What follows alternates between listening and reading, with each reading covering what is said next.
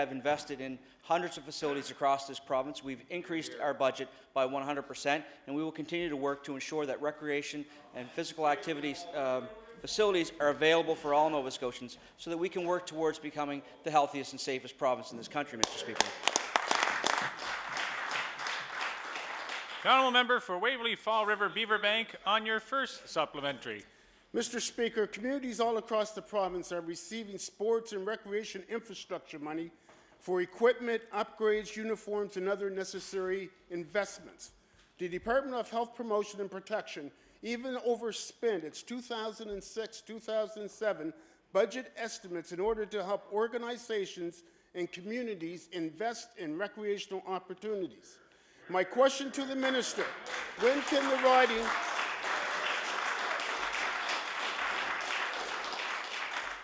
the riding of Waverley Fall River Beaverbank expect some of that money to assist residents' associations to maintain what they have? Good question. The Honourable Minister of Health Promotion and Protection. Mr. Speaker, I'll say to the member opposite that we've invested in every single constituency in this province, including the constituency of Waverley, Fall River and Beaverbank, and I can tell you that as Minister, I've had the opportunity to deliver checks to groups and organizations in that community, and we will continue to do the kind of thing that is necessary to help make Nova Scotia the healthiest and safest province in this country, Mr. Speaker. The honourable member for Waverley Fall River Beaverbank on your final supplementary. I suspect the check's in the mail. Mr. Speaker, this government says it wants to promote healthy living and physical activity lifestyles, but many communities such as Waverley, Fall River, Beaverbank have had little help in putting the necessary infrastructure in place to make that happen. My final question to the minister, what is the province doing in partnership with the people of my constituency to assist in the maintenance and construction of playing venues, walking trails, designated safe biking routes, and other recreational infrastructure? The Honourable Minister of Health Promotion and Protection. Mr. Speaker, what I'll say to the member opposite is we're doing exactly what we do in all communities in this province, and that is we work with community groups and organizations to help invest in the kinds of infrastructure that are necessary to move our province to the place where we want it to be, the healthiest and safest province in the country. And I'll say to the member opposite that I know for a fact that we have made investments in his community, in communities like Beaverbank and Fall River and Waverley over the period of time that I've been minister, and we will continue to do that as applications come forward from the community and as we work with communities across this province, Mr. Speaker. The honourable member for Shelburne. Thank you, Mr. Speaker. My question is for the Minister of Environment and Labour. For some time, Barrington Municipal Council has been attempting to have the appropriate authorities complete an environmental study of the waters surrounding Cape Sable Causeway. I wish to table documents from the municipality of the District of Barrington from 2002 concerning this issue. My question through you, Mr. Speaker, is, will the minister take the leadership role and ensure that his department carries out the needed environmental study? Good question. Good question. The Honourable Minister of Environment and Labour. Mr. Speaker, thank you very much for the question. I can commit that if my departments to do environmental assessments, they will be done. The honourable member for Shelburne on your first supplementary. Mr. Speaker, the purpose of this environmental study would be to determine whether or not there is pollution resulting from the construction of Cape Sable Island Causeway. Fishermen in the area have complained that deposits of fine material up to 2 to 3 feet in depth have occurred west of the causeway and that the contamination with sewer. Mr. Speaker, my question for the minister is, will he help local fishermen and the residents of Cape Sable Island and have his department carry out a study on how to solve this problem? Good question. Good question. The Honourable Minister of Environment and Labour. Mr. Speaker, if it falls within the purview of my department, the answer is absolutely yes. The honourable member for Shelburne on your final supplementary. Mr. Speaker, thank you.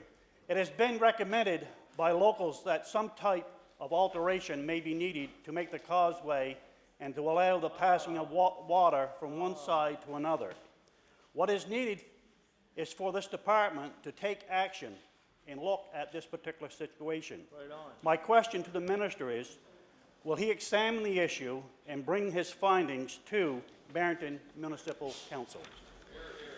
The Honourable Minister of Environment and Labour. As I mentioned, Mr. Speaker, if it falls within the purview of my department, the answer is absolutely yes. But this gives me an opportunity to talk about something that I mentioned last fall in response to a question from another member from the party opposite about the need to have an integrated water strategy for the province of Nova Scotia that looked at all water aspects. And Mr. Speaker, at that time, I made the commitment that as minister I would look very closely at that, and I want to reaffirm my desire to move forward on that. Hopeful some news will come forward. Mr. Speaker, water and the ability to access good water, not only for drinking but for many other ways, and rising sea levels, all those things are going to become critically important in the future. And I want to position this province, this government, the people of this province as being on the forefront of water management. So I can commit to that, Mr. Speaker, this afternoon.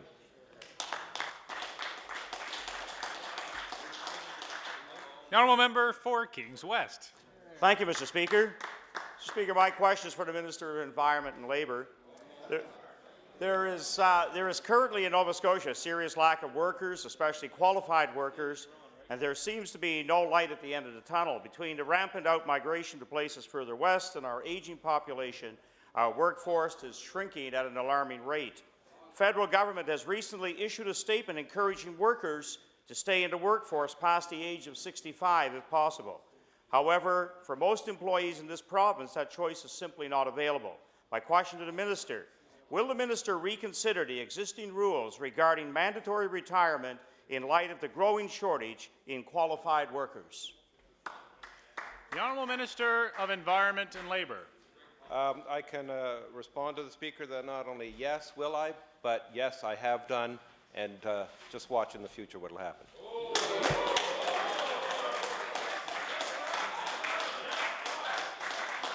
The Honourable Member for Kings West on your first supplementary.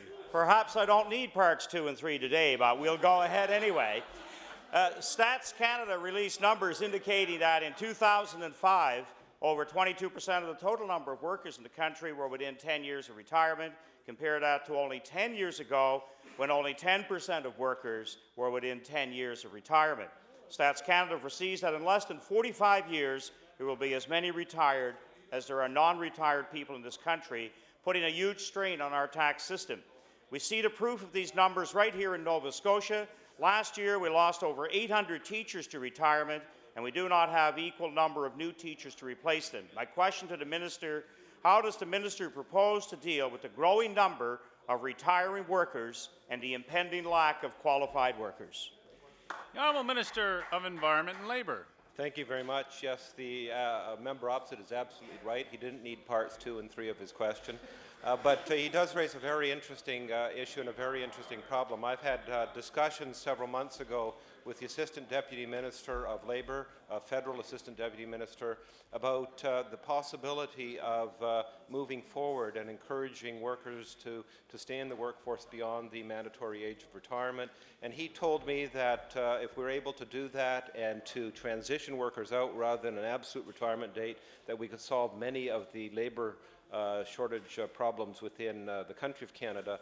And so on his advice, I began work on that issue. So I want to thank the member opposite. I know he has a concern. He's brought this forward, and I want to assure him that I think I'll be able in this issue to give him some I hesitate to use their pleasure, but some satisfaction.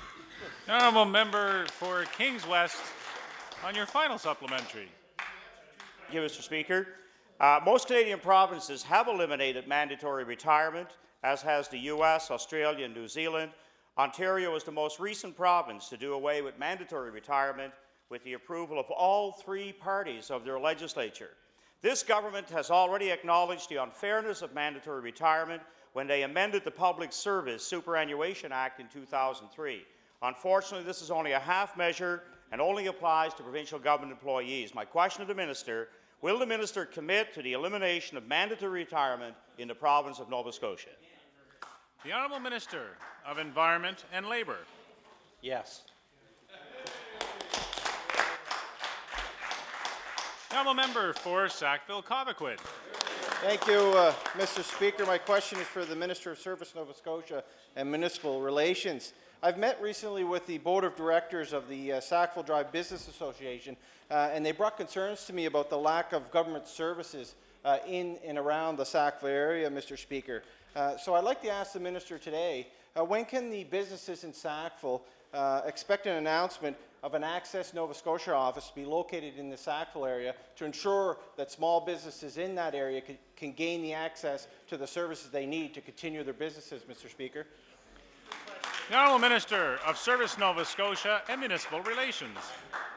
Mr. Speaker, my colleague who sits down to my left reminds me of that probably on about a weekly basis. So your question is not something I'm unfamiliar with, and certainly my department has made a commitment in that direction, and we are looking at the situation right now. As you know, there is certain steps you have to proceed through, and we have to work through the Department of Transportation and Public Works as well. But clearly that is something that it is an item that's very high on our agenda. The honourable member for Sackville-Cobequid on your first supplementary. Thank you, Mr. Speaker. As the Minister might know, the catchment area for Sackville area for the Cobequid Community Health Centre is over 100,000 residents, Mr. Speaker, and that would be the same for an Access Nova Scotia office. It doesn't just service the area of Sackville, the community of Sackville, but much further and much broader. And the residents have also been wondering and concerned around the lack of an Access Nova Scotia office in this area. So I would like to ask the Minister today if he could give us a timeline on when his department will make an announcement for the opening of a new office in the Sackville area, Mr. Speaker. The Honourable Minister of Service, Nova Scotia and Municipal Relations. Thank you very much, Mr. Speaker. And as I said earlier, and I have told my colleague from Sackville Beaverbank that the department is actively working on this file. We're also trying to see that if we can deliver a better service to the people who would be served by that office if we partner with other levels of government. The honourable member for Sackville-Cobequid on your final supplementary. Thank you, Mr. Speaker. I know this has been indeed a concern and an issue that I know I've been aware of since I took office in Sackville in 2003, Mr. Speaker. Along with that, throughout the years, the residents and the businesses in the area have been told that the site for a new possible Access Nova Scotia office would have been the site of the old Cobequid Community Health Centre. So I'd like to ask the member, or the Minister of Service Nova Scotia and Municipal Relations, if that indeed is going to be the case, or can he provide a location that his department might be looking at to bring that office to the community? The Honourable Minister of Service, Nova Scotia and Municipal Relations. Mr. Speaker, and indeed the member was right. The initial intention was to use the old Cobequid Multipurpose Centre for the new Access Office. However, in looking at that facility, studying the facility and the acute needs of the Department of Community Services, as you know, that the decision has been made to use that as a residential facility for the Department of Community Services and to provide much needed living space for some people that were living in space that was not quite that desirable. And I see the member from Halifax, Needham, nodding her head in support, and she knows very well the group of people to whom I'm referring. We are currently working with the Department of Transportation. Order, please. Order. The time allotted for question period has expired. The Honourable, the Premier on an introduction. Thank you very much, Mr. Premier, and I'd like to bring all members' attention. Oh, sorry. What did I call him? You called him Premier. Many things happening as we speak. Mr. Speaker, Speaker, I'd like to bring the attention of the House to the East Gallery. We have some very special guests with us here today. We have Erica, who's age 12, and we have Emily, who's age 9, and Jama, who's age 7. And they're accompanied by their mother, Leslie, and If you add up all the other numbers combined, Mr. Speaker, you'll have the age of Leslie, which is in her 20s. Mr. Speaker, of course, we'd like to welcome them. And I noticed that the girls have their webkins with them here today, which are very popular these days across the province. But Mr. Speaker, of course, they are the family of the member from Hants West, and I'd like to welcome them here today for the proceedings.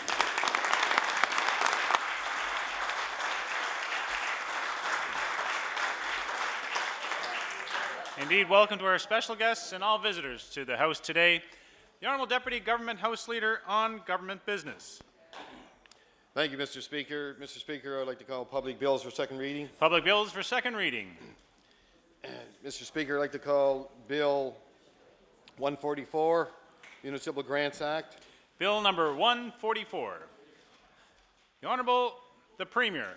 Well, thank you very much, Mr. Speaker, for the opportunity to speak in second reading debate on an act to establish an award to recognize bravery of Nova Scotia. No. Oh, my apologies. The Honourable Minister clear my ears of Service Nova Scotia and Municipal Relations. Thank you, Mr. Speaker, and I want to tell the Premier that is indeed a very worthy act, and I look forward to your comments on it. Mr. Speaker, I'm pleased to open second reading on Bill 144, an act to amend the Municipal Grants Act.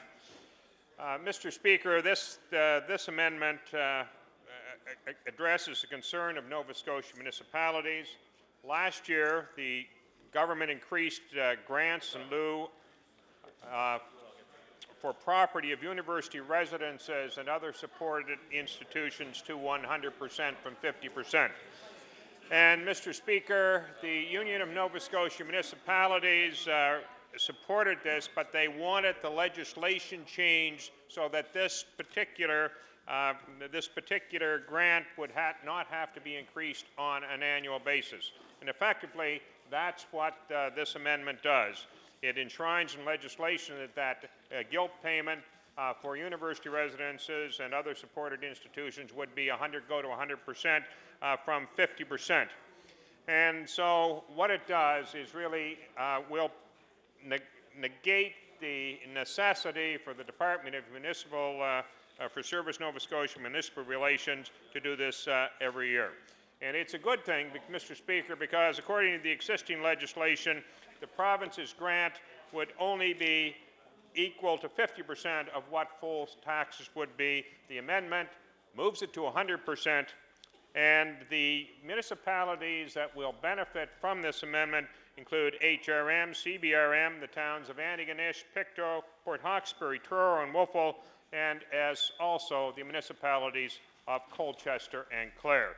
And this amendment, Mr. Speaker, completes a commitment made by this government in the 2006-2007 budget to put this very positive change into legislation. And with those few words, Mr. Speaker, I move second reading of the Bill 144.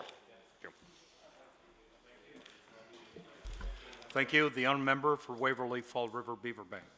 Thank you, Mr. Speaker. It gives me great pleasure to rise in my place this afternoon, and just a very, I'll be certainly briefer than the minister was with respect to the amendments. And we are pleased, first of all, that this amendment falls in line with UNSM, and that it's, we're very pleased with the consultation process that's been followed to put this amendment forward. We recognize that it moves it to 100%, and we look forward to this bill moving forward. Thank you, Mr. Speaker. Thank you. The honourable member for Halifax Clayton Park. Thank you very much, Mr. Speaker, and it's a pleasure to rise and just say a few words about this amendment to the Municipal Grants Act. I know from being an earlier municipal councillor that this has been an issue on UNSM's agenda for a number of years. First of all, to see the amount of grants in lieu rise, and now to see it at 100% is where they want it to be. So it is a positive move, I know, from the municipality's perspective, and I think rightly compensates them for the hosting these residences within their municipalities. There are costs associated with fire service and maintenance and so on from a city's perspective or municipality's perspective, and I think it's a fair system. And to have it enshrined in legislation gives a lot better sense of confidence, I believe, for the municipalities, that it doesn't become an item that's up for negotiation from year to year. So I do congratulate the government in consulting with UNSM and seeing eye to eye with them on this particular issue. We don't always in this House agree with UNSM, but it is important that we have good communications with that association of municipalities.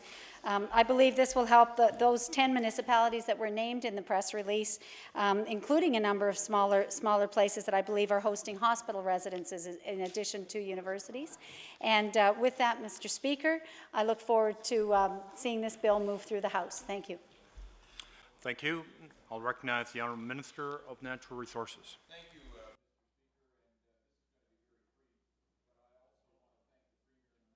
For allowing this to come forward and for the support of the two opposition critics. This has been especially difficult for university communities, and I think it was some 40 years ago there was a commitment made that the grant, which I think at that time was at 30%, would be increased to 100%. This has been something that the town of Wolfville, which is particularly affected by this provision, has long pursued with successive governments. Wolfville is in a unique situation because about 50% of its assessment is Acadia University. So it has meant that the other 50% of the property owners in Wolfville have had to carry the whole load for the town, and it's something that Council under Mayor Bob Stead has diligently pursued to have addressed by this government, and I just again am very appreciative of the support from the Premier, the Minister, and the opposition parties for this long overdue amendment. Thank you. I will now recognize the Honourable Minister of Service, Nova Scotia and Municipal Relations to close debate on Bill 144. Thank you very much, Mr. Speaker. I want to thank my colleagues on both sides of the House for their support of this amendment. And I look forward, I now call for the vote on second reading of the Municipal Grants Act so that we can pass it on to law amendments. Thank you. The motion before the House is for second reading on Bill number 144. Is the House ready for the question? Question has been called. All those in favour of the motion, please say aye. Those against, motion carried. Bill 144, entitled An Act to Amend Chapter 302 of the Revised Statutes 1989, the Municipal Grants Act. Order that this bill be referred to the Committee on Law Amendments. The Honourable, the Deputy Government House Leader. Thank you, Mr. Speaker. Mr. Speaker, I would like to call Bill number 138, Medal of Bravery Act. Bill number 138 for second reading. The Honourable, the Premier. I think I'm up on the right one this time, Mr. Speaker.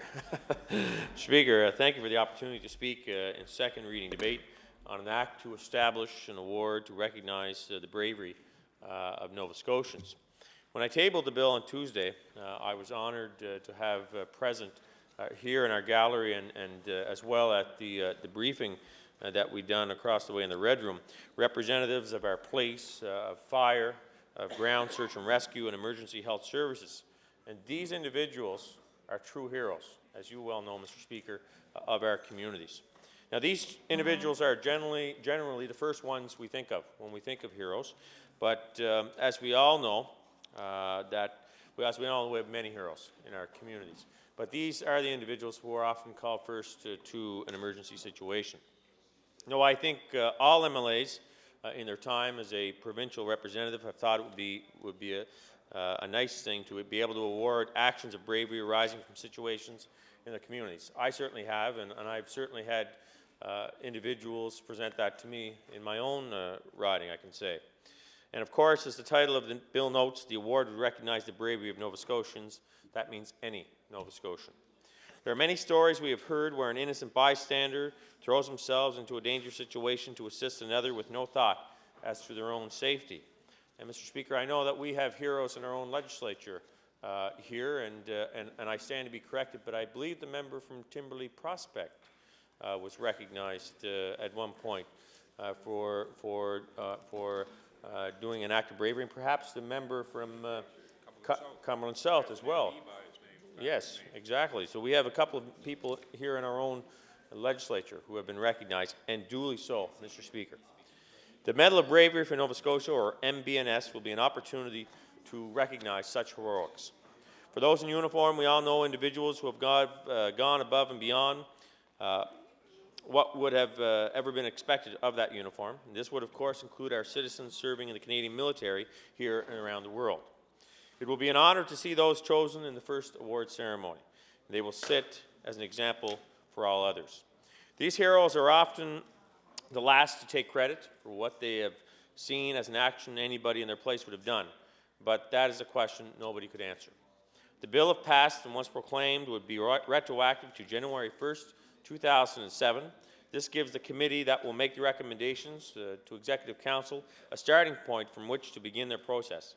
I also noted in my press briefing, Mr. Speaker, that the medal could also be bestowed posthumously. Nova Scotians are an extraordinary group of citizens, Mr. Speaker, and I'm pleased to move second reading of an act to establish an award to recognize bravery of Nova Scotians, a bill which will enable our province to recognize the extraordinary actions of the people of this province, and I look forward to the comments of both the official opposition and the Liberal Party as well. Thank you, Mr. Speaker. Thank you. The honourable member for Timberley Prospect. Thank you, Mr. Speaker. I thank the Premier for bringing this legislation forward. I want you to know that in my years of public service, I've had the opportunity on a few occasions, Mr. Speaker, to be recognized, sometimes in a positive manner. But I want you to know that probably the greatest honor I ever received was on this one particular sunny Thursday afternoon at our cottage on PEI. I received a call from the Secretary to the Governor-General of Canada. Not something that you probably expect to hear from. And at that time, I was informed that because of an event that had taken place almost a year and a half before, that I had been selected to receive a Medal of Bravery. The reaction, of course, from teaching colleagues and I guess some of the kids that I had in the school at the time was, what will you ever do with a medal? Well, today, Mr. Speaker, at the urgence of our good Sergeant-at-Arms, Captain Greenham, he has said that it would be appropriate on a debate of this nature that I finally wear the Medal of Bravery. And I know we're not allowed props. I have accepted that particular offer, and I have proudly demonstrated publicly for the first time the fact that, yes, I have a Medal of Bravery. And after my name,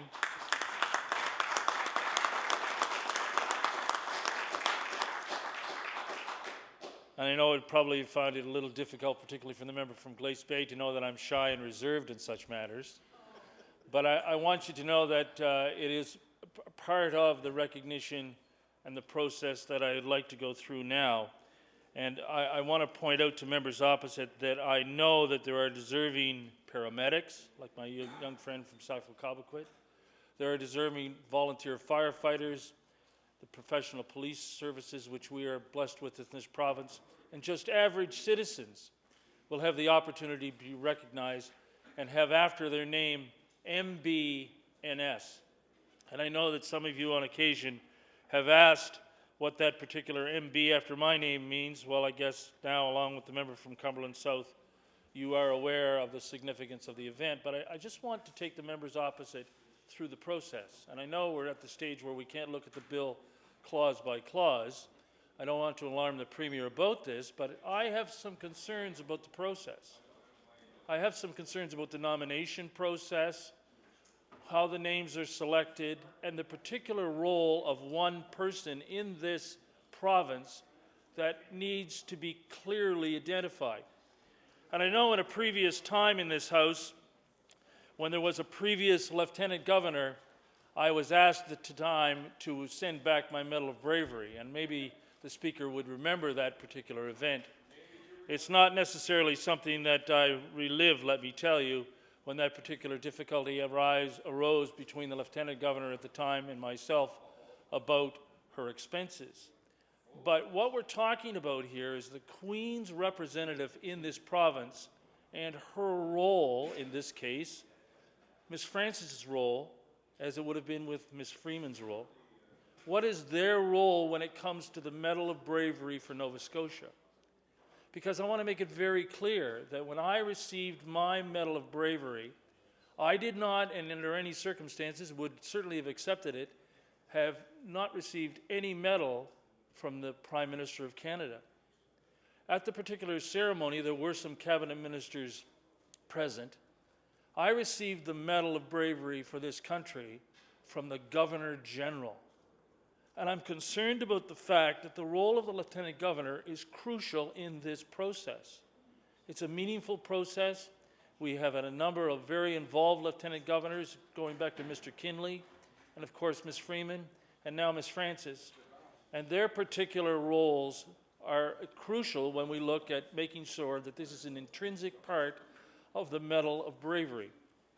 So I would like to table, for the interest of the members of the House, and I guess I should publicly thank my daughter for making sure that I get these items here. I'd like to table this, and I'm going to read from this copy, if I may, Mr. Speaker. When I informed my daughter earlier today that we were going to talk about the Medal of Bravery, first of all, she, along with Mr. Greenham, were the ones who insisted that I wear this medal. But I'm going to quote from the Decorations for Bravery for the federal government. And I think we have to learn from the lesson of how this particular Medal of Bravery takes place in Canada. And I would hope that some of these changes could be incorporated into the process. The idea is a wonderful idea, but the process is crucial here. Decorations for Bravery at the federal level, of course, you have the Cross of Valor, the Star of Courage, and the Medal of Bravery. Nominations can be handed in by anyone. They must clearly state the reason for the particular event, and they can be mailed, faxed, or emailed to this particular address: Honours Secretariat, Government House, Ottawa, Ontario. And I point out that the nomination process begins by it going to Government House. That's a crucial difference from how I understand the process that's going to take place here. Now, over the run of a year or various months, I'm sure that the Governor General of Canada receives a lot of nominations from, and I have, incidentally, Mr. Speaker, nominated citizens in my community for the Medal of Bravery. They have not been awarded the Medal of Bravery for incidents, traffic accidents in particular, but I've actually never informed these residents that I began the process. This was prior to me being an elected official. I was aware of people in my community, a volunteer firefighter in particular, whose name I would like to mention at this time. I believed he certainly should have received a Medal of Bravery. His case was never investigated. He never was designated for a Medal of Bravery. But I had initiated the nomination process. Because I can tell you, I'm used to, as a principal of a school, having the RCMP officers drop into my school, drop into our schools. And I'm not off on a tangent for a change, Mr. Speaker, because, you know, this one particular day, I had a staff sergeant arrive at my office, and he wanted to speak to me privately. Now, you can imagine the thoughts that go through your mind at that time. How are my children? Was my wife safe? And so on. And he identified himself as a staff sergeant, so I knew that this was obviously a case of some significance.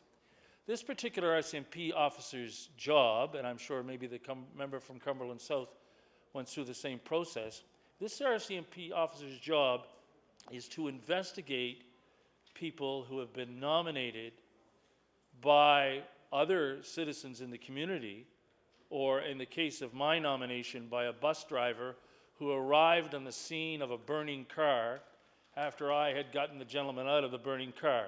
That's all we'll say about that particular event, especially when the car blew up and ruined my perfectly good leather jacket. But that's another story unto itself. That RCMP officer is assigned the responsibility of investigating the cases of people who are nominated. That's a key part of the process.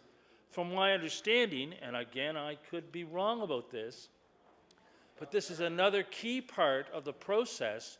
When someone is nominated and it goes to the Government House in Ottawa, the RCMP then forms an investigative team, and they investigate people who have been nominated, or they investigate the cases who have been nominated for a Medal of Bravery. At the time, the RCMP officer informed me that I had broken the leg of the man that I had taken out of the car. Actually, that was my first result. I'm thinking I'm going to get sued. He was just looking at the accident. He needed the details. At no time, maybe the member from Cumberland South can take us through his particular investigation. At no time was I informed that there was going to be a Medal of Bravery. The RCMP then report back to an advisory council. The advisory council, and I'm aware of the fact, if you look at the process, there will be such a council in this province when this legislation goes ahead. But the advisory council, they report to the Governor General. There is no reference to order in council. There's no reference to the provincial secretary. They report to the Governor General. That's a key way to make sure that there is consistency when it comes to the Medal of Bravery, whether it's awarded in Ottawa or whether it's awarded in Halifax, that there has to be that consistency between the two processes. In particular, I want to highlight the fact again, I would hope that there could be a necessary amendment or some process at law amendments where we can clearly identify the role of the Lieutenant Governor in this award. I think it is crucial that when the members bring forth names, or common citizens around our province bring forth names, they know that these names will be investigated, the particular incident will be investigated, and then compounding that, the Lieutenant Governor and the Advisory Council should have, and hopefully will have, the ultimate say whether this particular person is eligible for this honor. It is an honor. It's an opportunity to recognize people who for various reasons have put their life in harm's way. And I congratulate the Premier for making sure that he included the fact that the award could also be given posthumously. Because I can tell you that day when I was in Ottawa, it was a nervous day. It was a formal event. The Governor General, of course, you're presented, your awards are announced of what happened on that particular day. But during the event, there were a couple of medals of bravery that were awarded posthumously. That, as you can tell, Mr. Speaker, was very emotional. So with those comments, I will take my place. We have much to learn in the process. I would hope that members would look at this legislation. I would hope that the Premier would look at the legislation and suggestions that I've brought forward. I'm concerned about the process. It's a wonderful idea. It has the support of this caucus. But as it goes forward to law amendments, it's crucial that we change the process. We make sure the Lieutenant Governor is involved, and the Order in Council part of the process, in my view, should be dismissed. With those comments, I'll take my seat. Thank you, Mr. Speaker. Thank you. The honourable member for Cape Breton South. Thank you very much, Mr. Speaker. Mr. Speaker, I also rise in support of Bill 138, an act to establish an award to recognize bravery of Nova Scotians. And at the outset, Mr. Speaker, I want to congratulate the Premier for bringing this bill forward today. It's not often that we here in the House and all three parties get to talk about something that we can all agree on at the outset in a bill, and the need to do something like this is evident in this province, and the Premier has recognized that, and I want to thank him for bringing the bill forward. And I also want to thank the member from Timberley Prospect for his not only the bravery award that he received for telling us about the process, but also suggesting that there may be some amendments necessary in this bill to make the bill even better. for Nova Scotians. Mr. Speaker, I consider this bill to be one that will finally give recognition to Nova Scotians in and out of uniform. And from one end of this province to the other, people on a daily basis go about their business, doing their best to contribute to society, but every once in a while people in our community step outside of that and come to the aid and assistance of people in need in our communities or people who are in trouble. And these people should be recognized, and I certainly agree that this bill should go forward as quickly as possible. I also agree, Mr. Speaker, that perhaps there will be some additional discussion at law amendments regarding this bill, because no bill is perfect, and there may be room to strengthen this bill, as the member from Timberley Prospect suggested. But nevertheless, the intent of the bill, I think, is one that is good. It's good that all three parties will support it. It's especially appropriate that the Premier himself thought it strong enough felt strongly enough about this bill that he decided to bring it to the House himself, and I congratulate him for that.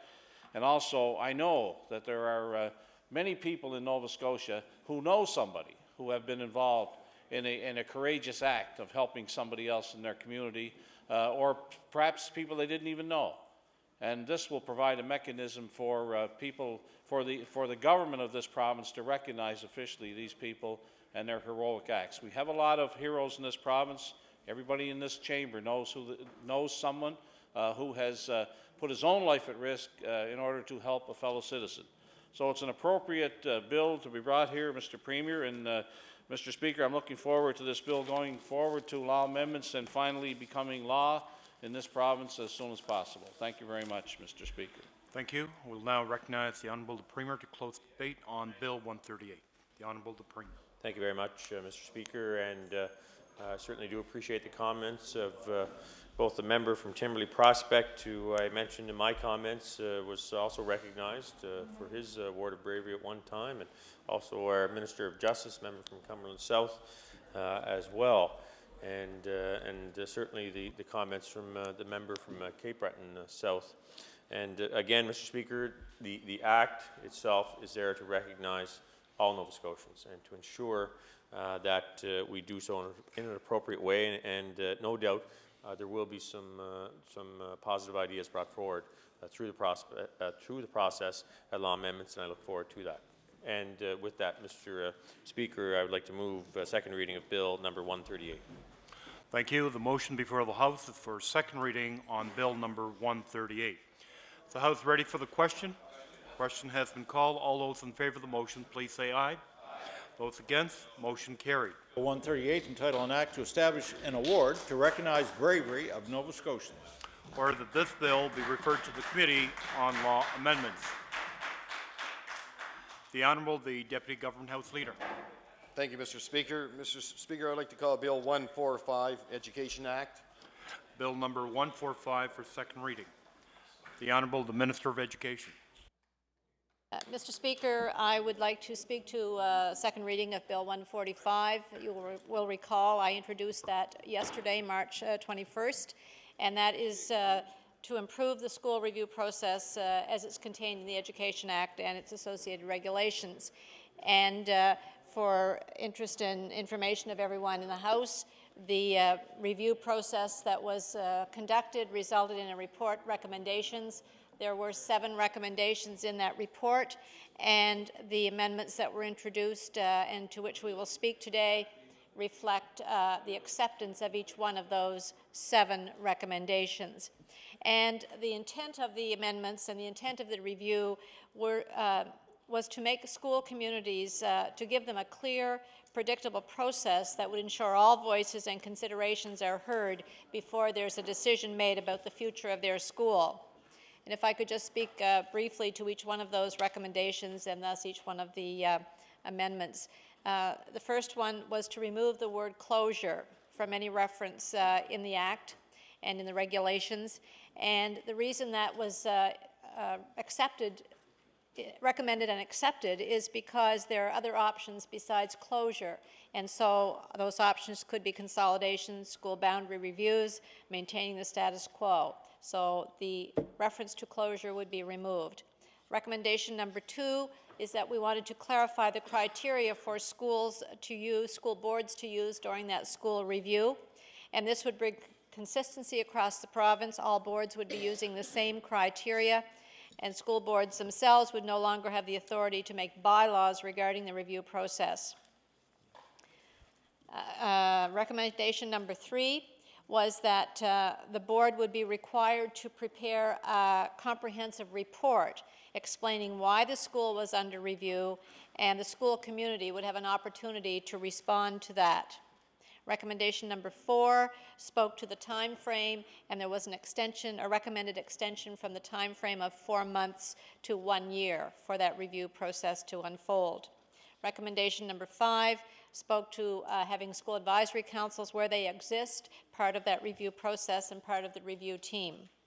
Recommendation number 6 was to ensure that once a decision had been made to have a school closed or consolidated, that the principals of the schools, the one receiving school and the one from which the students would be moving, would work together on a transition plan to minimize the impact on students from both schools. The 7th recommendation referred to consolidation, and although the review was for closure, the committee heard loud and clear and included in their report that the same review process should apply to consolidation of schools. And so the 7th recommendation is that the same process would be used. And to conclude, after that review process is completed and there's a recommendation from the board, that the school board's decision would be final. There is nothing in the Education Act that gives the Minister of Education the authority to overrule that, and that's important that that be understood. And so those are just a few comments with respect to the recommendations, the second reading of Bill 145, and I would welcome the comments from my colleagues. Thank you. The Honourable, the member for Kimberley Prospect. Thank you, Mr. Speaker. I feel a lot more comfortable now on a topic that I know will be a real interest to members here on this side of the House. We have a number of members who will be speaking at various stages in this piece of legislation, because probably we all know when it comes to consolidations, or it comes to, and I know the word is not supposed to be used, and I compliment the commissioners who were looking at this particular process of saying school reviews, not school closures. Because you know, at times, and I know in your previous life, Mr. Speaker, when we had lives, when we were school teachers, I mean, it was oftentimes difficult to get parents to come out to various events. You know, they would come if you had a huge issue, but in regular routine, you would have a parent meeting on whatever the particular issue is, and you would have problems attracting parents to attend. But you mentioned the word school closure, and the gym is full. It's emotional, it's confrontational, and let me tell you, the process needed changing. Now, for the members opposite and some of the members of this caucus, I just want to take you down a quick history lesson. And I know the member from Lunenburg in particular loves my history lessons. I wish him all the best. I know he's going to make sure that he's back in this House on many occasions to listen to history lessons from this old teacher. But at the time when we were facing, and I say we were facing school closures, we looked at the process and said, let's put the brakes on. Let's use the word moratorium. And the people in my caucus at that time, the NDP caucus at that time, said to our leader, it's time to call for a moratorium when it comes to school closures. We were using that nasty word at the time, school closures. The process is just flawed. It's flawed.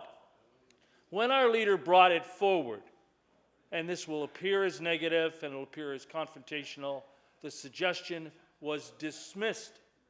The minister at the time said, no can do. Well, he didn't say it that way, but he said, it's impossible. We cannot interfere in the process. It's not something that we should be involved in. It's not really something that the province has much to say about. We aren't interested in a moratorium. We aren't interested in a review. Well, the history lesson won't go on much longer because I know it's a painful process. On the horizon, there was that talk of an election. Remember that talk of an election, and suddenly there was a review. and there were to be no closures or reviews to continue on any schools at that time, because when that announcement was made, I know the members of the caucus at the time said, get the signs out, we're going to the people. Because one of the most confrontational and emotional and electorally sensitive events is a school closure. But in the meantime, it was decided that this process and these two particular veteran school teachers and school administrators would go across the province, and they've done a good job. The location of some of their meetings concerned us, but I know my good friend from Halifax Citadel took the initiative to have his own meeting. Overflowed crowd, all kinds of people there. And in addition, as we well know, there were people there from the department that night monitoring the comments. But before I go any further, I want to take the members opposite and the members of the third party through this process. Because there are certain examples, and I can point out to them as I take this tour of the province, and I'm not going to be a Hank Snow and go everywhere, but I'm going to take you to a couple of locations. I'm going to take you to a couple of locations. And I want to thank my good friend from Cape Breton Nova and my friend from Cape Breton Centre, who said when we were in Cape Breton a number of years ago, when they said to me, you as the education critic have to go to the Gowrie School in Port Morion. Because, believe it or not, no other MLAs have ever been there. No other MLAs have been there to see that this school, in the words of my friend from Cape Breton Nova, is on the chopping block. Now, when we went to Port Morion, beautiful, scenic Port Morion, when we went down to Port Morion that day, and we stopped into the local corner store, the very first thing the man brought to my attention, aside from the fact that he was a huge Montreal Canadian fan, and I got over that, he brought to my attention that I should speak to a number of mothers in the community who were disputing the numbers that the Cape Breton Regional School Board were bringing forward about the proposed enrollments when it comes to school closing. You see, Mr. Speaker, and you know this, that statistic, enrollments, declining enrollments, those numbers and those statistics are only one factor when it comes to closing schools. Yet the board in Cape Breton had the numbers wrong. And these two mothers in the beautiful scenic community of Port Morion knocked on every door in the community. And they pointed out quite correctly, these are the correct numbers. They did a census, really, of the young children that would be coming forward to their school. And so we went to Port Morion and we went to the Gowrie School. My friend from Sackville-Cobequid joined us, and the response and the reception was absolutely emotional. They took us into their library. The custodian was present, and he, knowing of my past as a school teacher, said, I'll tell you the pride in this school, I'll take you into the washrooms, because that's an indicator of really what the children, young people think of their school. You can go all to all the fancy labs, you can go all the computer rooms, the library, but you go in, and in this case, I know you're going to think of this, Mr. Speaker, we went in the boys' washroom, let me be clear. The washrooms at that little elementary school were immaculate. That was an indicator of the pride that the children in that school had. And the number of parents that were present that day, and they knew we were coming, as the corner store owner in Port Morion knew, they knew we were coming because we wanted to see firsthand what this wonderful little school was offering to that community. Port Morion is a community that deserves and must continue to have its school. That school, as you well know from your area, Mr. Speaker, and other members from around the province know, that school is more than just an educational institution. It is a place where seniors meet. It is a place where people drop in for community meetings. It's a place where people in the community feel comfortable because they either went there as students or, of course, they have their children or grandchildren attending the school. I'd like to take you from Port Morion, if I could, Mr. Speaker, and take you to Clark's Harbour. Maybe I should, as my good friend from Shelburne calls it, Clacks Harbour, but I don't do a very good imitation of trying to make sure that I'm not from Shelburne County. we went to Clark's Harbor, and I hadn't been in Clark's Harbor for a number of years, actually, Mr. Speaker, because Clark's Harbor, of course, is famous for its ball players. And there was, again, another young mother who contacted my office and said, I want you to come to visit our school. They are thinking of closing the school. My first question to this young woman, Tiffany Hunt is her name, incidentally. My first question to Tiffany was, well, who's been there to review your school? You'll be the first, she said. I said, well, I mean, there must be other people involved in the process. They haven't been to see our school. I told the member at the time, who's no longer present with us now, he wisely decided, considering the opposition in the upcoming election, not to offer, obviously. I said to that member at the time, Mr. O'Donnell, I'm going to Clark's Harbor. I've been invited by Tiffany Hunt to go to their school. And we went. This time I was accompanied by my friend from Cape Breton Centre. We had the opportunity to go into the school, to visit all the classrooms, to look at the school, to hear from parents. Again, mothers were the ones doing the tour with us. How responsible the principal was in making sure that we understood how important that school is to that wonderful coastal community. I would also like to take you to the community of Upper Musquodoboit. Upper Musquodoboit Consolidated is in that corner of Halifax County that, of course, we took the infamous school bus drive in, where the HRSB members who were present at the time, it was important that we said, let's go out and let's see how far these children have to travel on these school buses.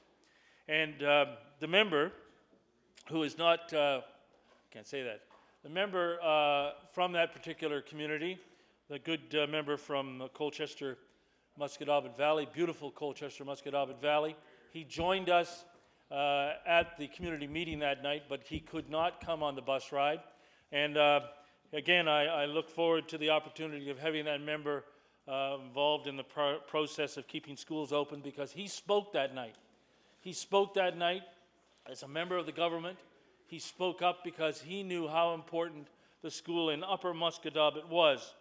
But I mentioned my good friend from beautiful Colchester, Musquodoboit Valley, because in the review process that was taking place that very night, and the school board members were sitting there listening to the presentations, and they were talking about enrollments, of course. Always got to talk about enrollments, and how many primary children are going to be there, and how many children are in the local daycares, and so on. There was a gentleman that night, who went to the microphone. And he went to the microphone and introduced himself, and he said that he was going to begin a new business in the community. He was looking forward to opening, are you ready, Mr. Speaker? He was looking forward to opening a gold mine. A gold mine. People looked at each other and said, my God, this is a famous mining area if you look back on the history of gold mining. He made an announcement that evening that his new business in the gold mining business would help the community. People would be moving into the community because of the business possibilities of the gold mine in Upper Musquodoboit. The school board members and the school board staff knew nothing about this particular economic development. They had not done, the staff members from the HRSB had not done their homework. They were using no economic development factors. They were not using geography factors. They were looking at the one number they can get their head around, enrollment numbers. Now, I mean, enrollment numbers are only one of the factors. And to the credit of the people who have been involved in this committee, they have gone out and they have said it's important that we consider not just enrollment, we consider economic development, we consider other issues within the community, distance on the bus drive, and so on. And one particular school board member that night had quite an event on the bus. She's no longer a school board member, and I know that night she was quite upset with the ride, because as she got off the bus, considering the tips and the turns and the turnaround spots and everything, she became physically ill to her stomach. So you can imagine a 45-minute bus drive to that school, but if the school had been closed, it would have been over an hour one way to take elementary children to a school. I also want to compliment the people in the Hubbards community who very actively looked at their school at Shatford Memorial. And they pointed out to the school board during the process, just don't give us enrollment numbers. It's not just enrollment numbers. Look at the economic development and the businesses that are moving into this community. And they pointed that out in Fox Point, which of course is just across the boundary line in Lunenburg County. But I mean, there are people who will drive to a business and for various reasons live in the historic community of Hubbards. When all those factors are considered, the onus must not be on the parents. The onus must not be on the parents, Mr. Speaker. The onus must not be on the volunteers. The onus must be on the board, the professional people who work for the school boards, the staff members, to do the work to make sure they have all of the statistics, they have all the information, so that when they bring forth the recommendation, it isn't to close it and that's it. To work with the community, to engage the community, to make sure the process is open and transparent. All of these recommendations have been accepted or included in the legislation, but it takes some nasty confrontation and it takes a much more proactive approach to the review of schools by professional staff who have to look at more than just their desktop computer when they're looking at projected enrollments. They have to look at economic development. They have to look at factors of geography. Now, Mr. Speaker, I would be remiss as the MLA from Timberlea Prospect, with the growing community and the new high school and an elementary school of over 800 children. An elementary school from primary to 5 that's between 2 existing schools. One used to be Timberlea Junior High, and the other one was built as Beachville Lakeside Timberlea Elementary School. Now the junior high students go to a new school, and in the morning when you go into BLT, Beachville Lakeside Timberlea Elementary School, and buses and walkers and parents dropping off, they literally have teachers, principal and vice principal outside directing traffic. 800 plus children go to that school. And I'm not saying, and you've heard me say this before, grammatically incorrect, when it comes to schools, big ain't necessarily better. So you're talking to an MLA that has been blessed with no problem when it comes to declining enrollments in schools. However, there is a unique fishing community that I represent called Terrence Bay. In Terrence Bay, the home of the Swan Whites and all their famous ball prowess, and I know when it comes to anybody who's athletic, my good friend from Dartmouth North, in fact, when he was a ball player in his distant past, many times stepped in against the Swan Whites, many times took 3 polite swings and then sat down. But let me tell you, based on where he was from in the community that he grew up in Dover, Terrence Bay has a small elementary school. They have combined classes in that school. And Terrence Bay is one of those schools that it continually must make sure that it reinforces itself. It plays an integral role in that fishing community, in that coastal community of Terrence Bay. If you go to Terrence Bay any day, you'll find seniors in the school. You will find seniors there helping out. You'll find seniors who have dropped in to have a cup of tea with the principal.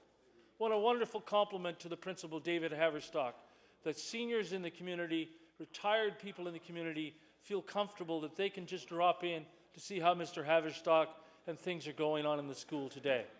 Also at the Terrence Bay Elementary School is the Resource Opportunity Center. Now, the Resource Opportunity Center, under the leadership of Barb Allen, have reinvented themselves from the old CAP sites, and because of funding problems, they have made sure that there are computers and internet access available in the community of Terrence Bay. The school in Terrence Bay is crucial to the vital future of that community. It's used in the evening for meetings, it's used for yoga, it's used for exercise class, it's used by people of all ages. It's just not a school. It is the focal point of that community. So in the midst of all the growth in the community of Timberlea Prospect, there is a small elementary school that's crucially important to the children, to, of course, the teachers, but to the community of Terrence Bay and Lower Prospect. And I want the minister opposite to know that these comments, of course, they resound across this province because of the Terrence Bays, because of Port Morion, because of other areas around this province that will benefit from this process as it is going to be brought forward.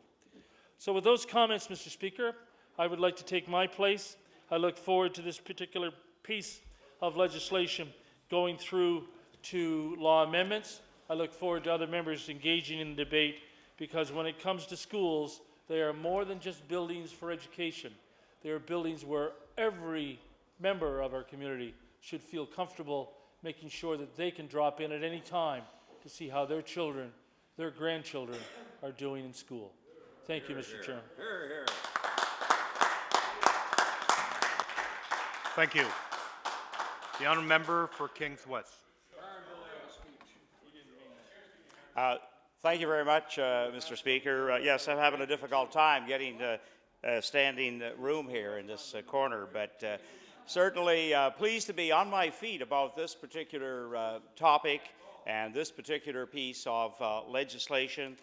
Certainly a piece of legislation that, in the view of our caucus, has been long overdue, and there are many members currently in the House and ones who were here before that engaged in a lot of debate, and a lot of conversation around this topic, and a lot of frustrating conversation, I might add.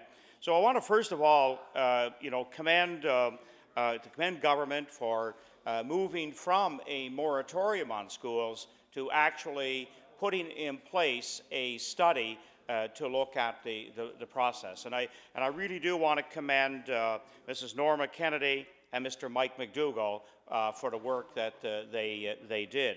And in fact, I went out to one of the sites, a location in Berwick, and while there weren't a large number in attendance, and I know in some of the other sites there weren't large numbers out to give input, but the people who were there certainly added to this paper right here. And I spoke that night, and it was interesting to see when I picked up the document that there were at least 3 of the areas that I had been presenting that are here in, of course, perhaps a different form, but nevertheless now are showing up in this report. In fact, it was in my first year here in the legislature, 2003-04 school year, as education critic. My colleague from Annapolis took me to 2 sites that were being considered for closure, and they were the schools of Margarettsville and Springfield. 2 schools that were seeing certainly their enrollment starting to slip. And I think in many ways, the words closure, declining enrollment became very, very synonymous. And in fact, as soon as we started to see that downward spiral of students, that decline, then closure became the operative word. And also I have had a very, very strong, feeling, and also probably have deducted that the large school boards as well, I think were much quicker and perhaps a little bit more distant and from the actual small rural school that they were investigating foreclosure. And I think that was the operative word. And many times communities and families felt that they certainly weren't engaged that strongly in the process. They may have had a community meeting and they heard the facts from school board members as to what they were doing, and often presented, of course, the benefits of going to a larger community school. But nevertheless, getting on the bus and moving out of the community, and especially elementary students, and changing one of the real focuses that our communities have had. There are many, many people that we meet who still reminisce and talk about the 1 and 2 and 3 room schoolhouses and the outstanding education that they received in those small schools. And I think some of the underpinnings of this report, and I will refer to some of the recommendations which are going to be enshrined in the legislation, and I'll refer to some of those as I go along. But in recent years, there has been a slowing down and taking a second look at the true value of a small community school. And there was a study done for the Chignecto School Board, and perhaps the Minister of Education, in fact, may be familiar with that study that was done by Acadia University professor to take a look at the human face of education in a small setting. And it's a wonderful document, a wonderful piece of work, and very, very thought-provoking about sometimes policies that do go astray and in fact create perhaps more negative situations for education than positive ones. So in terms of where we are now, I think the emphasis is truly being placed upon the review process.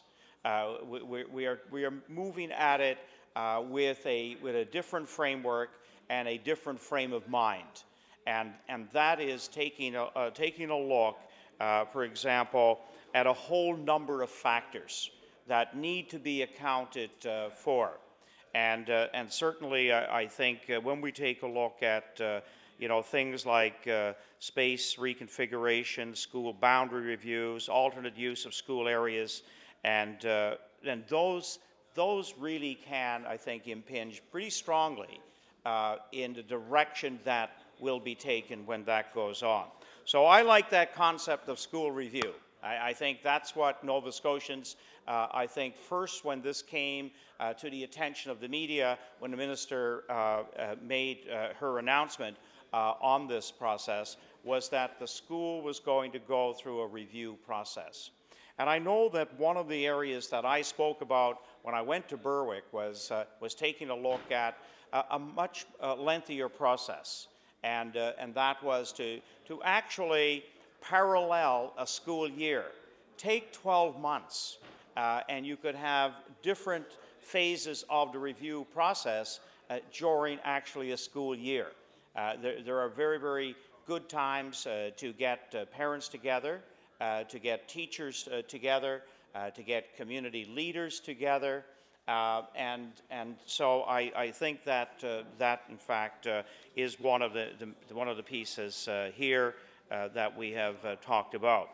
Also, of course, with the review process, it won't be just a simple focus on one school. It's going to be taking a look at all of the schools inside of a system.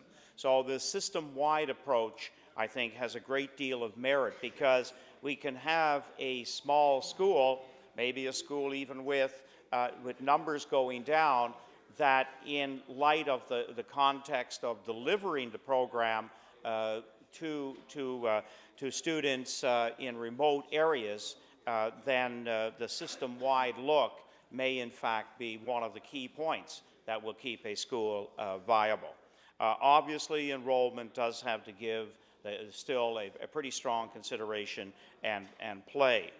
One of the things that also needs to be taken a look at, in my view, are the population patterns that may be emerging with a particular school. Not just the existing population now, because you may have a small industry, a new development, a revival, in fact, of perhaps one of our old industries in a particular area.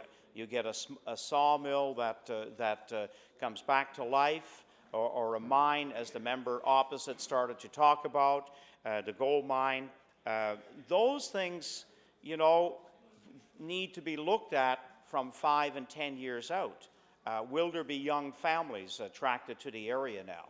And sometimes it really is just a matter of a small number of families that can add to the school population to, I think, reinstate and reinstill in those people who are doing the review, in fact, that it now can indeed be viable.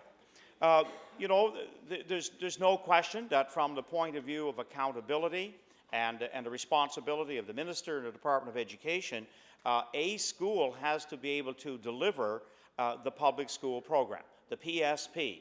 That cannot be compromised.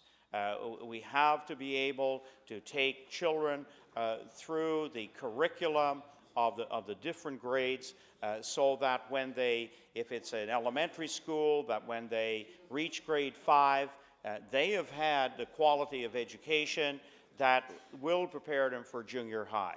And if it's a junior high that's being looked at, that the students indeed have had the best possible junior high education and are now ready for high school.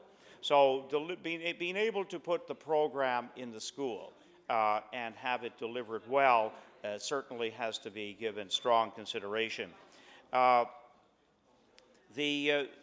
think one of the things that I thought, you know, that really excited me about this review process was that it's designed to really engage the larger community.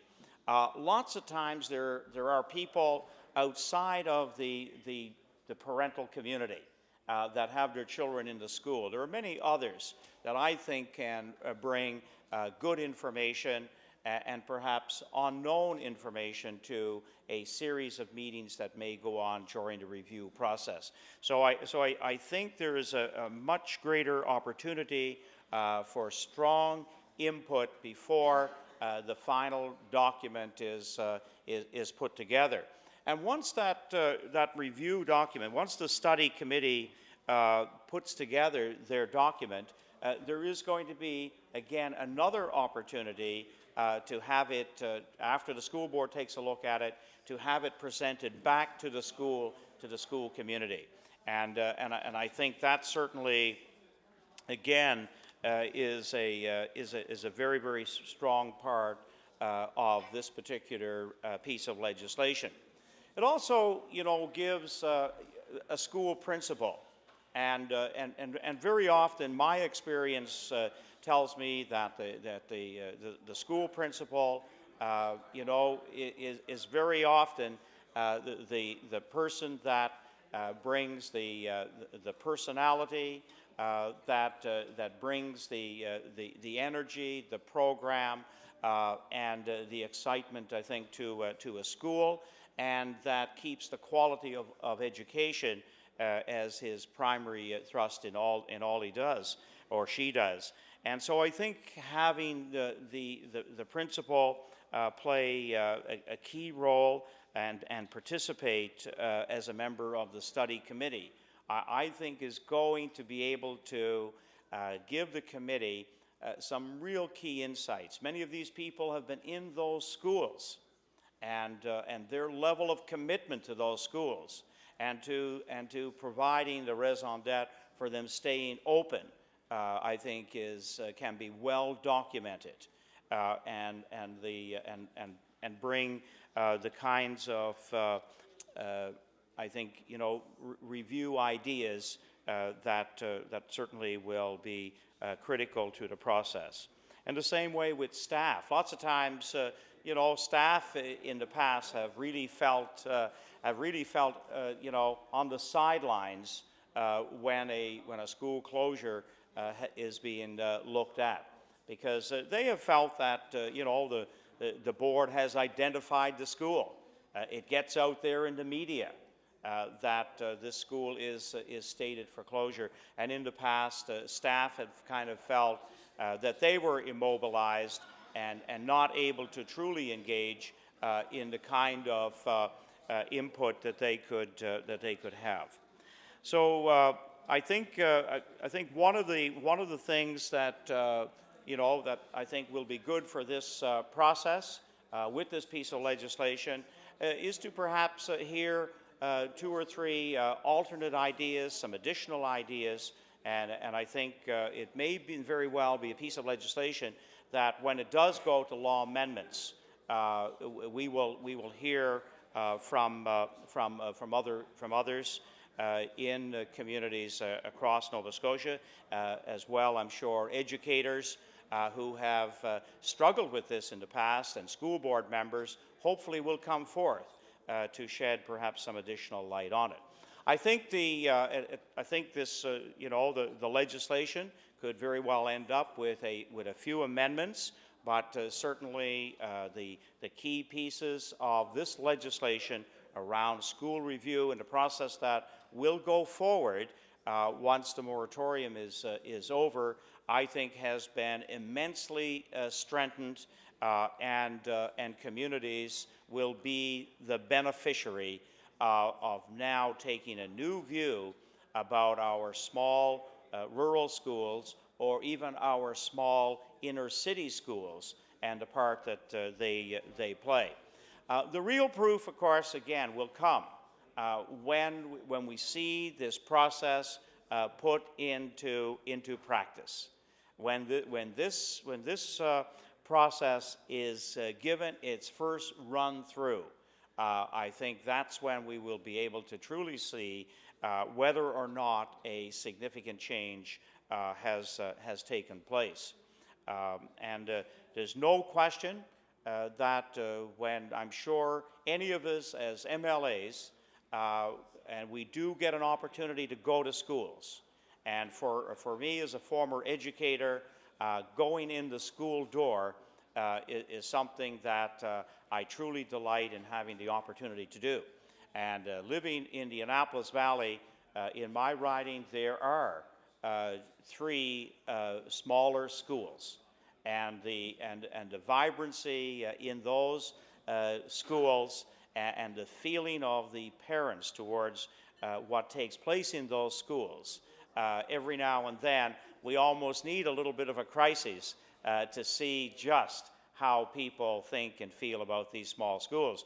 And during the fall, I had the opportunity when they were looking at taking French immersion from just a small school. It was time now to centralize. And how often does that, take place? The program delivery can be better in a big school.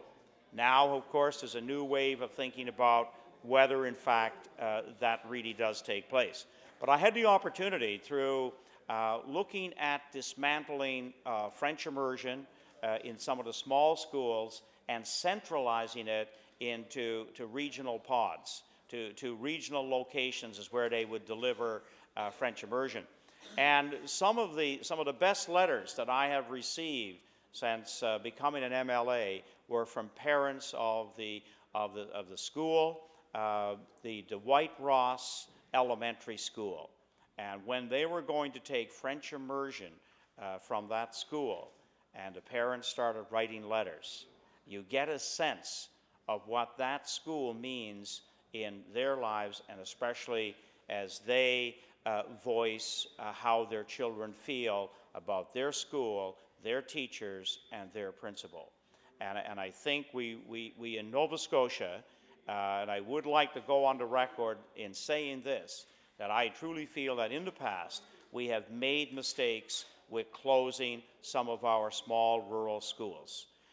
They could still be vibrant places of education in our communities, and especially now looking at more of the concept of the resource center, the teaching center, or the learning center, and a whole lot of other programs like the campsite, like a community library, like a place for arts and crafts, where we get the mingling of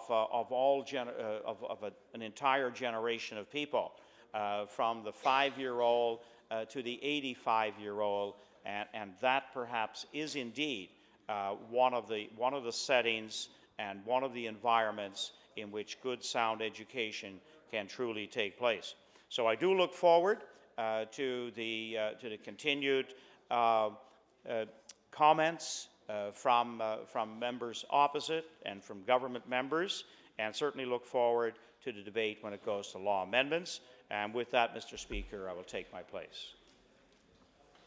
Thank you. The honourable member from Cape Breton West.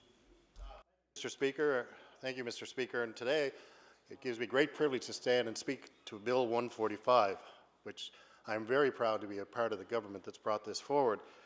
And I want to talk about the school review process, but I don't want to talk about it as an MLA. I want to talk about it as a parent, as someone who has been involved in the process for a number of periods of time. My daughter turned 28 last February, Mr. Speaker, and when she was 16 months old, I went to my first meeting to try and keep a school open, a school that she was attending or would be attending. And since that time, I've been to 5 different meetings trying to keep schools open with 5 different criteria for the people to say the reasons why the school were closing. So, Mr. Speaker, today, with this type of legislation, we have a criteria that's going to be the same regardless if you're in Cape Breton or in Yarmouth. Everybody is going to be treated by the same way with this criteria, and I think that's important for the people of the province of Nova Scotia. You know, the time that was allowed to do the review process before was very short, and it was at the whim of the boards. Now we have a standard time frame that everybody will be treated again the same way. And as legislatures in this province, I think it's important that the people, regardless of where they live, are treated on the same level and with the same standards, and that's something that this bill will afford. I come from a community, Mr. Speaker, that had the last one-room schoolhouse in Canada. And when we had that one-room schoolhouse, people were in that school and they knew everybody. Everybody was a name. It wasn't a number like you see today. And the criteria of keeping schools open is going to allow people to be more important. With the technology that we have available today, the size of the structure doesn't matter. What does matter is that the schools are there for the people that they are meant to serve, Mr. Speaker. So I think the process that's been put in place and brought forward by the Minister of Education for a school review is a very positive step, and it is a step that will enhance the education of our young children right across this province. And I would like to say, Mr. Speaker, that when this bill comes forward, I will be voting in favour of it. Thank you. Thank you. The honourable member for Halifax-Sindel. Thank you, Mr. Speaker. It gives me great pleasure to rise today and speak to this bill, and I'd like to echo what my colleague on the other side of the House has just said, and the member from Timberley Prospect as well, and the critic for education in the Liberal Party. I think the Minister is to be commended for bringing this legislation forward. It's been a very long, hard road for her and for the members of her staff, and I apologize in advance to her and to her staff for tormenting her with this issue for a long period of time. But I think the end result of this, I think, is a big step forward in the review process. I think it's something that no community should have to go through again. And the process that's outlined in this proposed legislation, I think, will make it easier for the Minister and her staff, and but more importantly, for communities and the schools that are affected. I think if there's one thing we have learned in this process, Mr. Speaker, is that community schools are important, that community schools matter, and that it's important for us to establish processes, review processes, that consult the community, consult them meaningfully, and give them a significant say, because at the end, the schools really belong to the communities, and we are just the people who administer it. So I'd like to thank the Minister for establishing this process. As the member for Timberley Prospect said in his recounting of the history of this issue, it did originate in the election, in the period leading up to the election, where the leader of my party essentially condemned the way in which the school closures were being conducted. In large part, they were little more than railroad operations, and the debate then was more about rural communities, because we know that schools lie at the heart of rural communities. We know that young families move into those areas, businesses move in, that new developments are built largely on school communities. They lie at the heart of the community, and if you close those schools, they essentially cut the heart of those communities out. And we know that, especially in rural areas, we need to do everything possible to make sure that those communities remain viable. But schools are important not just to rural communities, Mr. Speaker. As we discovered in my constituency of Halifax Citadel, the threatened closure of those three schools galvanized the community. And I should say at this point that I want to commend the members of my community, especially the Citadel Schools Group, that organized so quickly and so effectively to bring their voices to bear on this issue. And with your indulgence, I'd like to name them: Way Mason, Mike Kilfoyle, Aubrey Fricker, Doug Clapp, and my own constituency assistant, who organized that group helped organize that group in very short order. We're very happy that the government at the time agreed with our call for a moratorium on school closures. We applaud very much the recommendation of the minister to create this review committee, the creation of the review committee. I must say that at the time we were not particularly enthusiastic about the scope of this committee, its terms of reference, and those scopes were broadened through the process. But we accept and we applaud those recommendations.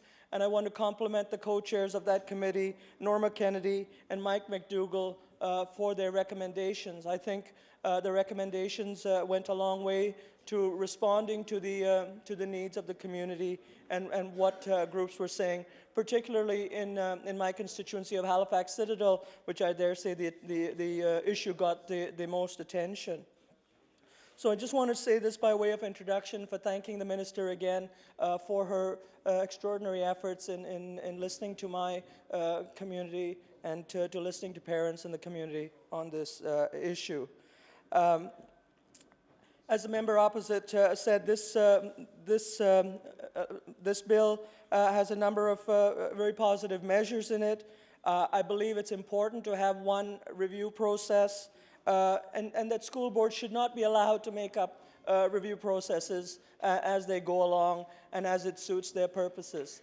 I think whether it was intended or not, certainly in Halifax Citadel, people were not even aware that a process was underway and that recommendations were going forward. And the closure of a community school or schools in a community should not be a surprise to members of the community. There should be meaningful consultation. There should be extensive consultation. And I think the establishment of one single review process imposes a discipline on school boards, certainly in legislation, if not in fact later on. We agree also with the establishment and the need for clear, objective, and transparent evaluative measures for school closures.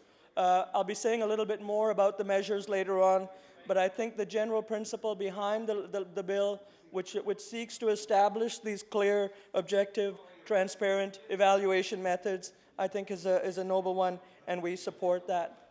We also support the idea, the need for a longer process of studying the proposed closures. The previous period of 4 months was not long enough, and most of the time it was established when schools were closed so that parents and the community did not have enough of an opportunity to mobilize. So we think the one-year process allows for a longer period of reflection and evaluation.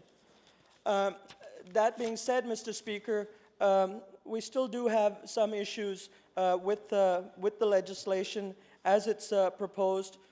We know that we'll have an opportunity to speak to this in law amendments when we go through a line-by-line review of it, but I would like to speak in general about the principles that guide our response to this bill.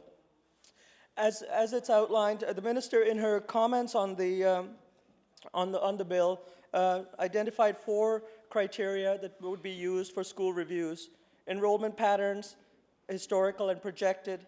And we know that too is an issue that we'll be looking at later on, that the projections themselves sometimes are flawed. We know in our case, in Halifax Citadel, the minister's department or the board was projecting one population assumption, and the city of Halifax, the HRM, was projecting a completely different one, and there was a pretty significant inconsistency in those two projections, where the city of Halifax was projecting a 25,000 increase in population, and the board was projecting a decrease. Those numbers are too important to be played around with. So, but we do appreciate the inclusion of these projected population trends and enrollment patterns, and we would like to look at in the law amendments about how these are going to be conducted.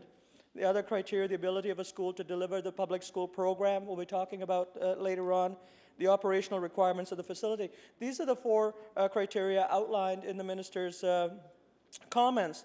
But I would like to add 3 or 4 other factors that need to be considered that arose in the discussion of this bill in my constituency and in the public meetings that we organized on this issue.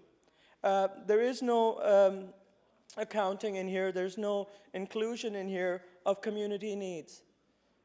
We know that in inner city particularly, but also in rural schools, that because these schools lie at the heart of the community, they also provide other services. They provide after-school care, child care, recreation, lifelong learning, English as a second language, that these schools are not just places where students go during the day and then leave. These schools provide the infrastructure for community activity, and we must include in that criteria what purpose this school serves in its broadest sense. And if the closure of that school will mean the elimination of those services, then we need to take that into consideration. So in considering a school for closure, we have to include the other government departments, particularly community services and health promotion and recreation, because those schools or the excess space in that, or the available space in that, could well be used. And earlier in the last session, I commended the minister for what her department is doing at St. Pat's, where there is some surplus space, and a center for youth at risk and juvenile justice has been set up, and the school continues to function quite effectively. And as far as I know, the program is working very well. And so I would suggest to the minister that we do need to include these kinds of community needs where important, vital social community services could be served in that space. And we also need to look at the municipal and community economic development needs. More and more we see, and we heard in our travels across rural Nova Scotia, that rural communities would like a more educated population. They would like skilled workers. They would like to have a place where they could provide for lifelong learning and training, that many businesses come to because the community school is there. And we need to add economic development potential and its contributions to economic development. Health promotion is another issue, Mr. Speaker. In my constituency of Halifax Citadel, 3 schools were going to be closed, and 700 elementary school students would be required to go to this school. And the criteria for determining whether one would get bus transportation or not, and I dare say that the provision of bus transportation to these elementary schools students is not really a service. That it's important for health promotion reasons that students and their parents be allowed or be given the opportunity to walk to school. That plays quite a significant role in promoting the health of the students. And the distance from a school, the distance that a student has to walk, also affects the building of community. That many communities, many family friendships, many social connections are built by parents who hang around the schoolyard because they've walked their children to school, and that's how people make friends, and that's what builds community. The presence of these local schools in these communities help, these are the bonds that build and bind communities together. But my point here is that we need to think about health promotion when we're thinking about the distance between school populations and their schools. And so, in general, what I'm saying to the minister is that this bill is wonderful in the criteria that it sets out, but perhaps the criteria needs to be broadened to include community needs broadly defined. And I know the minister in conversations with her and in her public comments is aware of these and is sympathetic to them. But we would like to see some more attention paid to these broader needs. I wanted to say something also about the process of consultation. One of the things we've learned in this debate is that communities do want to be consulted, and communities do want to be consulted meaningfully. I don't think that process that led to the recommendations to close the schools in my community were based on anything that could be considered meaningful consultation. And this bill goes some way towards addressing that gap in the system. But there are questions there as well on the comprehensiveness of the consultation itself.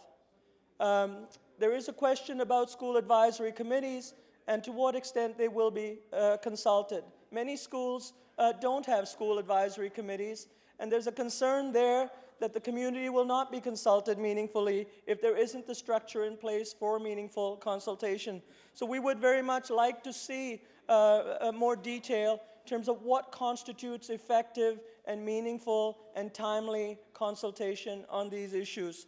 And if my constituency of Halifax Citadel sounds skeptical and suspicious about the process of consultation, it's because they have good reason to be so. And without questioning the motives of the minister herself, and I think this will correct some of that and maybe help assuage some of the concerns of the members of my community. But the point is that we do have to have a process that is meaningful, that's broad-based, that's transparent, that's timely, and we do not expect this to be in the legislation itself, but we expect to see that in the regulations.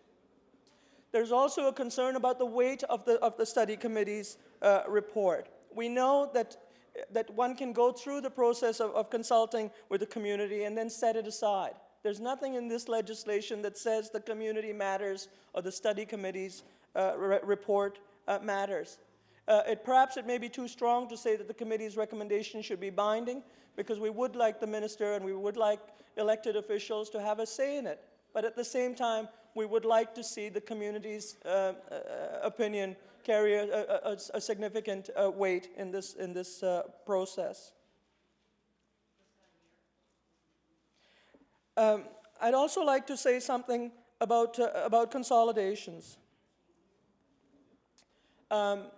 This legislation goes some way towards correcting that gap. The regulations as they were drafted previously said that school consolidations did not have to go through that process. And the assumption there was that because schools were being consolidated, then they weren't being closed. And so in my constituency, 3 schools were closed, slated for closure and consolidation. And the board argued that really there wasn't any need for a thorough consultative process. There wasn't any need to involve the parents or the community, because these schools were not really being closed, they were consolidated. Never mind that they were going from schools of 200 and 300 to schools of 700, and the students would be required to walk up to 2 kilometers away. And so the inclusion of school consolidations and the requirement that this review process apply to consolidations, I think is a great step forward, and I commend the minister for including consolidations in that process. That's not to say that we agree with the creation of big box schools. We believe that big box schools are a retrograde step, that big box schools do very little to contribute to the education of students, particularly elementary school students. And we need to keep the educational goals in mind when we're looking at the bottom line. And we also know that big box schools in Halifax Citadel, for example, 2 schools were consolidated, are in the process of being consolidated, St. Pat's and Queen Elizabeth. And in that process, we've lost gyms. We've lost, in fact, the new school will not even have an auditorium. And consolidation has meant the loss of facilities to the students and to the community. So in no way are we condoning the creation of these consolidated schools, but we do appreciate the inclusion and we applaud the inclusion of consolidations, include the extension of the review process to consolidated schools. And before I close, Mr. Speaker, I would like to note that we would like some clarification on the status of existing review processes. The Minister, in her conversations with me and public comments, has said that that this bill, that these amendments would apply to schools that are currently under review. And I wanted to just, if I may, just comment on her press release relating to this. And the Minister said, I want to reiterate what I said in February about the school reviews that were held in abeyance in 2006. School boards wishing to continue those reviews must start the process anew. These new reviews would be conducted under the new process established by these proposed amendments and the resulting changes to the associated regulations. And I know that we can probably do this later on, but the bill as it reads says, for greater certainty, this Act does not apply to public schools for which consideration for permanent closure has been completed and a decision to close has been made before this Act comes into force. There is a significant amount of ambiguity between those two statements, and I received a number of calls overnight from parents who were wondering why that discrepancy is there in the legislation, and they would want to be reassured that those schools that are currently under review and where a decision may or may not have been reached using this flawed process, this illegitimate process, and they want confirmation from the Minister that those schools, including the 3 schools in Halifax Citadel, will be required to go through the new review process if the school board decides that they do want to review those schools again, but we would like some confirmation on that. So in closing, I would like to again thank the Minister for bringing this legislation forward, for seeing this difficult process through, and while we agree in general with the principles that underlie this bill, we will have a lot more to say about it when this bill comes forward for review at law amendments later on. Thank you, Mr. Speaker. Thank you. The honourable member for Halifax Needham. Oh, thank you very much. Thank you, Mr. Speaker. And I too am very pleased to have an opportunity to stand in my place and speak to Bill 145, the amendments to the Education Act with respect to school review and school closure, amalgamation, whatever we're going to call it now. Will the honourable member permit an introduction, please? Certainly. The honourable member for Halifax Citadel on an introduction. Oh, thank you, Mr. Speaker, and my enthusiasm for responding to this bill. I neglected to note the presence in the gallery of my son Ben. This is his first appearance in the gallery, and he's very shy, and I appreciate him being here. Thank you, Mr. Speaker. Thank you. The honourable member for Halifax Needham. Thank you very much, Mr. Speaker, and welcome to Ben in the gallery. This is actually probably one of the most important pieces of legislation we've had to discuss for some time. I find the approach that's been taken by the by the two-person panel appointed by the Minister of Education on this review as just a very constructive and respectful approach. And I'd like to open my comments by thanking Norma Kennedy and Mike McDougall for the work that they did with respect to consulting on what a school review process should look like. I had, Mr. Speaker, the privilege of appearing one evening at one of the meetings that they held with a number of my colleagues over in Dartmouth. And you know, in my time, both outside of politics and since being in this House, I've had an opportunity to present in many forums in front of many consultative kinds of groups. And I have to say that I found the chair people of that process very well informed, very respectful of the presenters.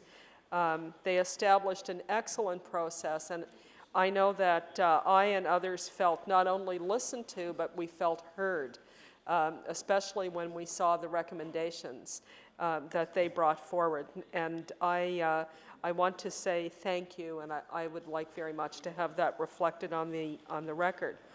Mr. Speaker, shortly after I was elected, schools in the area that I represent, which is the Halifax-Needham, the north and a little bit of central Halifax, were identified for school closures.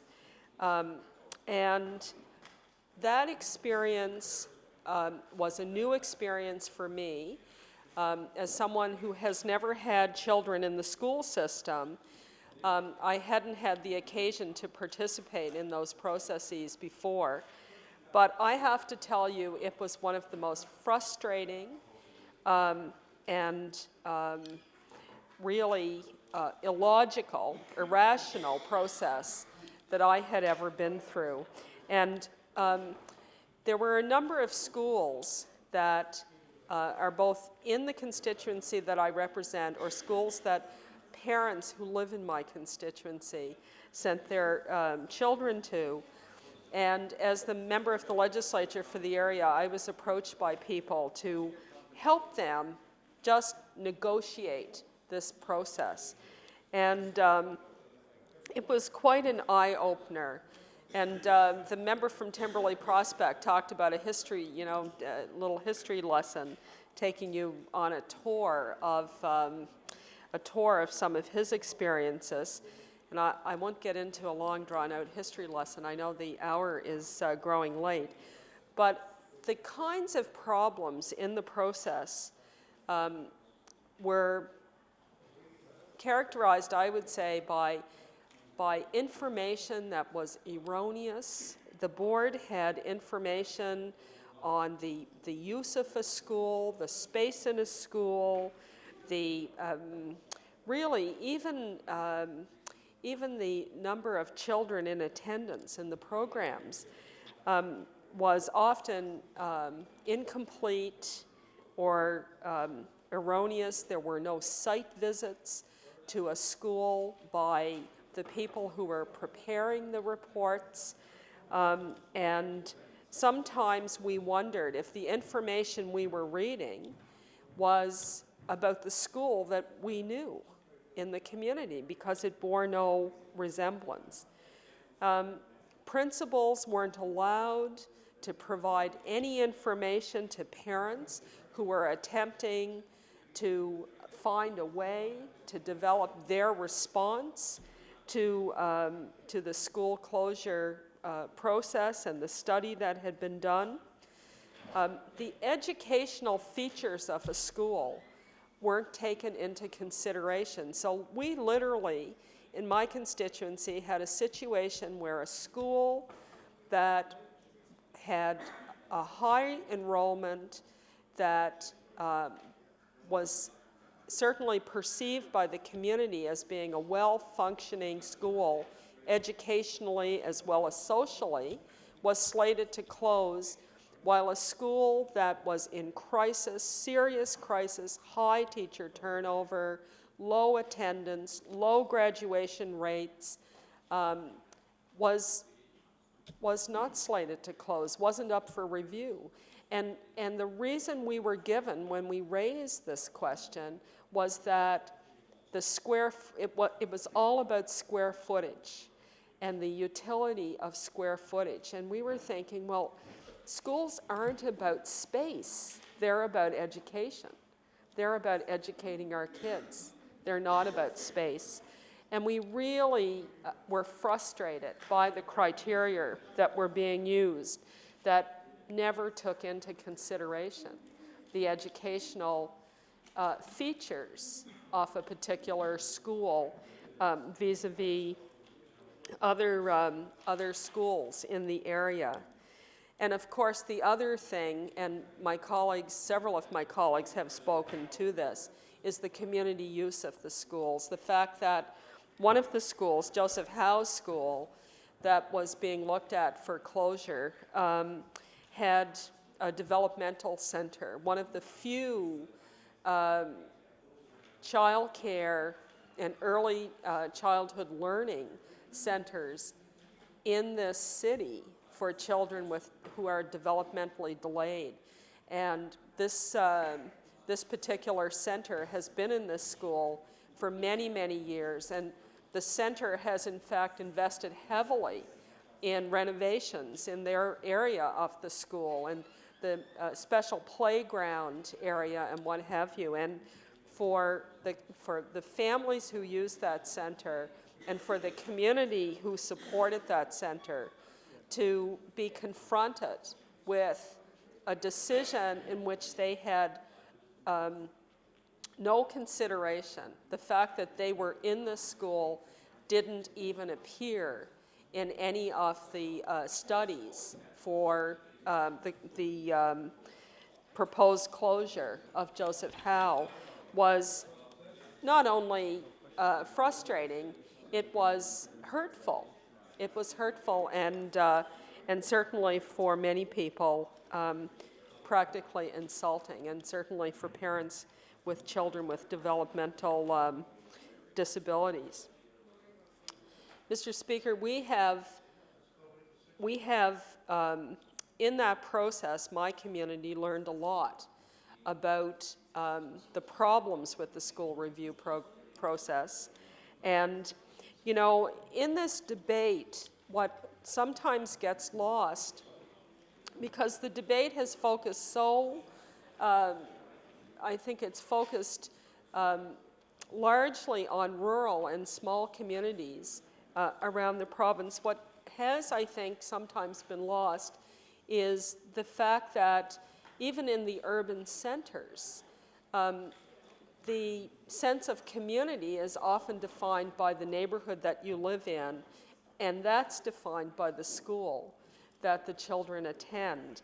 And certainly in my constituency, there are strong neighborhoods that are organized around their neighborhood schools, schools like St. Stephen's Elementary School in the north end of Halifax, or Joseph Howe, as I've indicated, Alexander McKay, St. Joseph's Alexander McKay, a school that survived the Halifax explosion.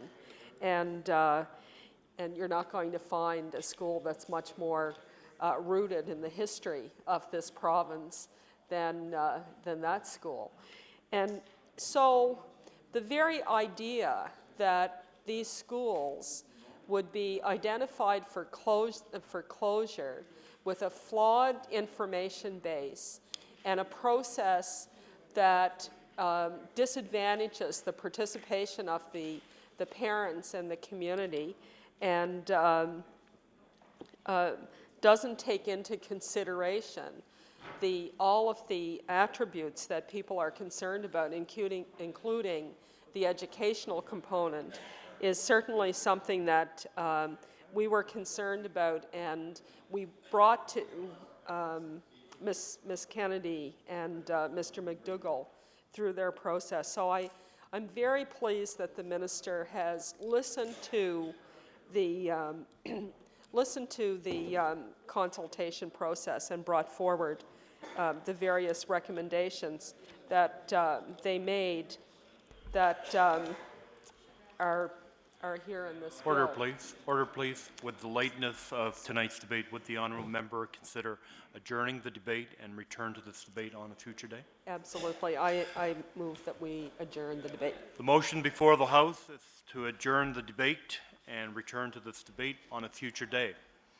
All those in favour of the motion, please say aye. Aye. Those against? Motion carried. The Honourable, the Deputy Government House Leader. Thank you, Mr. Speaker. That concludes the government's business for today. I move the House be adjourned to sit again tomorrow, commencing at 1 to 6 p.m. At 1? 1 o'clock to 6 p.m. The order of business, beginning at 1, the Minister of Finance will present the budget, followed by the daily routine, and if time permits, public bills for second reading. The motion before the House is for